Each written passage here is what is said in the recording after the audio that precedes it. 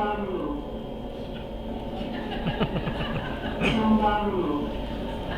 mind the platform gap.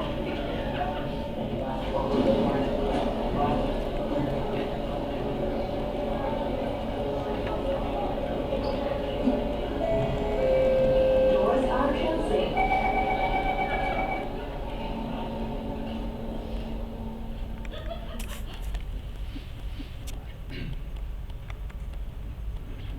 As I lean back on my seat, I can't see much across the maze of legs, but there it is, a peeping toe. The toe is pale pink with a thin, precise white line at the tip. It peaks along with two smaller toes, similarly painted, out of mauve sandals, but I can't see much else. I'm tired. We've had a long day exploring, Alex and I, looking around, walking. This is a country where we all walk, like so many ants. We walk and walk our way to trains, to buses, to cabs, and even though most of the way we're carried from one place to the other in air-conditioned comfort, it feels like a lot of walking. But the toe looks like it's not used to the open road. It looks cozy and homey in there. In Singapore, it's very difficult to guess a person's age, especially if it's a woman. Some of them look like schoolgirls, but actually have school-going kids. And this is the guess you can make when you can see the entire person. But what if all you can see is a toe across a crowded train?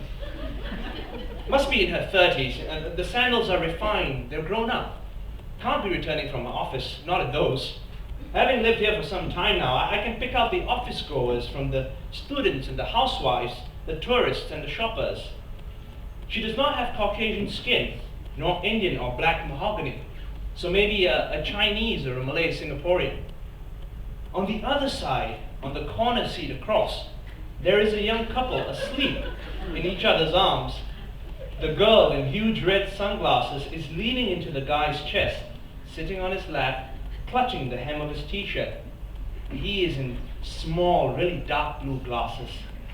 Since he's facing me directly, I can't help feeling watched. When I first came to Singapore, I could not get over these skinny Chinese teenage boys in their tight-fitted clothes, screaming Versace or Moschino cheap and chic, with their bleached, multicolored, middle-parted hair, their headphones, their handphones, their necklaces, and their tattoos. But now, I'm used to this Abeng sort. The kind that hangs out with the aliens.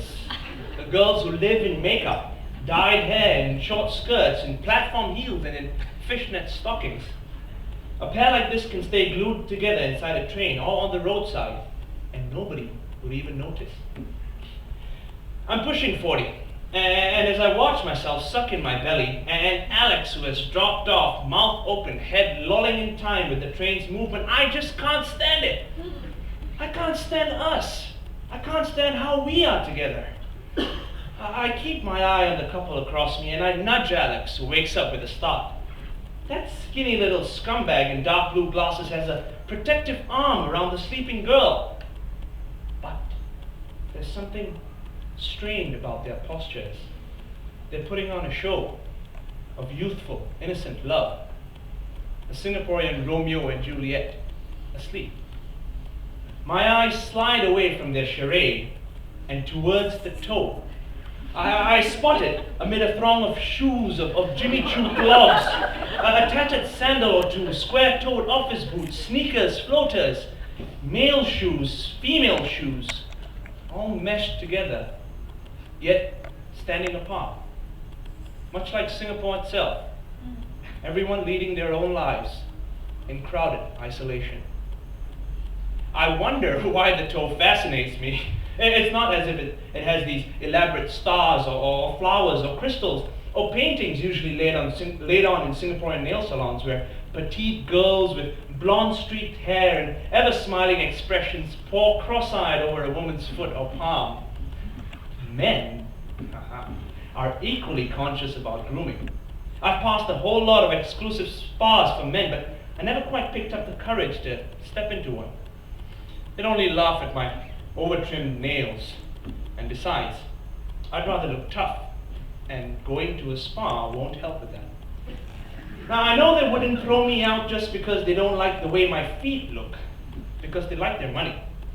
But most Singaporeans can convey more disapproval by the barely perceptible rise of an eyebrow than other races can manage in an entire tirade. Girls in particular.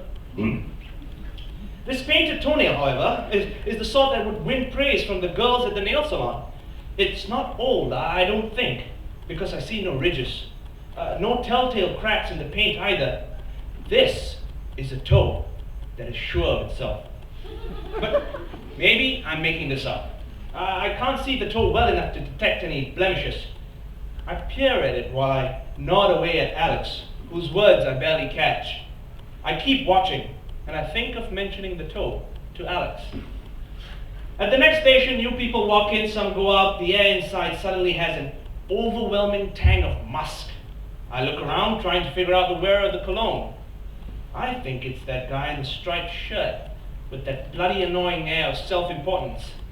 He's tall for a Singaporean, a manager on the rise, not yet able to afford cabs or cars, but dressing the part. And suddenly, out of nowhere, I begin to first think of him in casuals, then in underwear, and finally, with no clothes at all.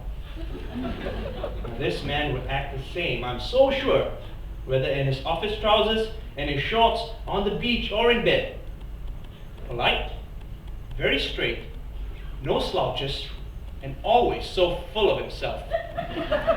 Definitely stuffy. I shrug off the mental image and I look at Alex, asleep. He looks so young. Well, he is only 26 after all. And I wonder if I would have another man like him again. It's been 3 years since I came from India on a work permit as a fashion merchandiser, and a good 2 years since I moved in with him. I have my PR card now, but Alex wants me to apply for citizenship. I don't want to think about it. I turn to the right. No toe! But then I relax. The foot had merely shifted, and it's back now. And I can see a bit of the leg. Is she wearing one of those short, skinny trousers or a skirt? Stuffy, meanwhile, stands a little apart in a cloud of musky cologne.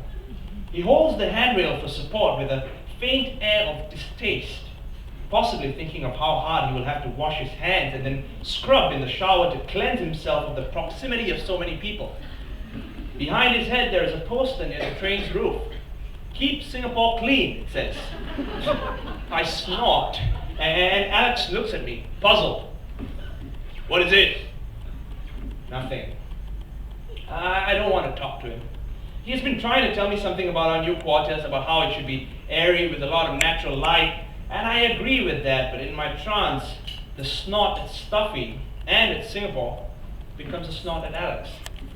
I'm unsure about the apartment, about everything. My feet ache, though I've been sitting throughout, and I just can't wait to put them up. Oh, okay. I thought the ones we saw today were too dark one. The last one, on 3rd floor, when we say quite clearly, we want an apartment above the 9. Instead of speaking up, I just nod. Sometimes Alex's native Singlish gets to me. Now, I know I have an accent too. Singapore does that to you. You have to conform, be assimilated. But that does not stop me from hating it. I've had to lose all that grammar my expensive private school in India had drummed to me. I don't want my thoughts to go down the road of Singapore citizenship. Not again. So I check on the toe instead. And still there. Next stop. Everyone is listless once more. All the seats are taken. There are dozens of people standing in the compartment, holding bars and handrails, reading books in Mandarin or English, or listening to music on their handphones. A few salesgirls in uniform on their way home, giggling amongst themselves. I almost get up, and then I hold myself back.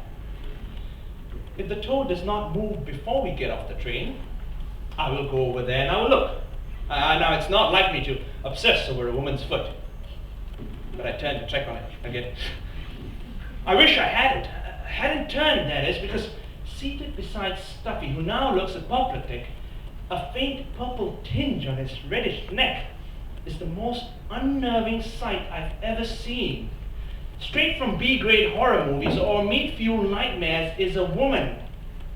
One of her eyes shut closed by a humongous wart. A lady Medusa of warts. Each visible square inch of her skin is covered with boils, shiny, squishy, pink, beige boils that look on the verge of bursting. Warts between her thinning hair, warts into her sleeve, warts down her aging neck, warts up her wrinkled feet. I pinch myself to check I haven't dozed off. I find that I haven't. She is quite real. She's nodding off, bending towards Stuffy, and I can almost hear him above the hum and swoosh, furiously thinking of a way to get off without brushing against his neighbor. He doesn't have to, because at the next stop, the Lady Medusa alights, and in that small pause the train allows in each station, I see a fair, tall, broad-shouldered man step up to greet her and extend his arm for her to lean on. Stuffy seems to have recovered now that he's quite isolated again, but when I turn back, I don't see the toe anymore. Relax, I tell myself. No one except Lady Medusa left at the last stop, so the toe must have just shifted, and she will come back soon enough. The train comes to a stop once more, and Stuffy makes an exit. Though I keep a keen eye on every foot that leaves, I see no more sandals. Announcements over, doors close, and the train sets off. The compartment is a little emptier now, so I decide to take a walk along it. But after a few steps, I realize I'm attracting questioning stares, and I go back to leaning against the panel near the door. A man can't suddenly go for a stroll in the middle of a train. Unless he's in our bay, of course. I now realize the next stop is ours, and Alex is looking at me, questioning. I nod back, and I try to locate that toe one last time. And just as the train halts with a small jerk, I see it. There's the toe I've been obsessing over. Part of a dainty foot, cased in those soft mauve sandals. And for the first time, I see the entire person. She's leaning back, the sudden curves on an otherwise hard body, relaxed in sleep. It's not a lady as I'd imagined, but a drag queen. She could easily have been mistaken for a woman. Now I'd heard that fine drag queens are respected and accepted in Singapore, and here is a perfectly well-groomed, short-skirted example. And as I leave the train, there's a stirring between my legs, and I feel myself shake. Hey, why are you trembling? You okay now? I'm fine. The station is warmer than inside the train. Let's just go, I'm tired. I just want to get away before I let on anymore. As I leave the station with Alex, I wonder if he would ever paint his toenails pink, just to please me.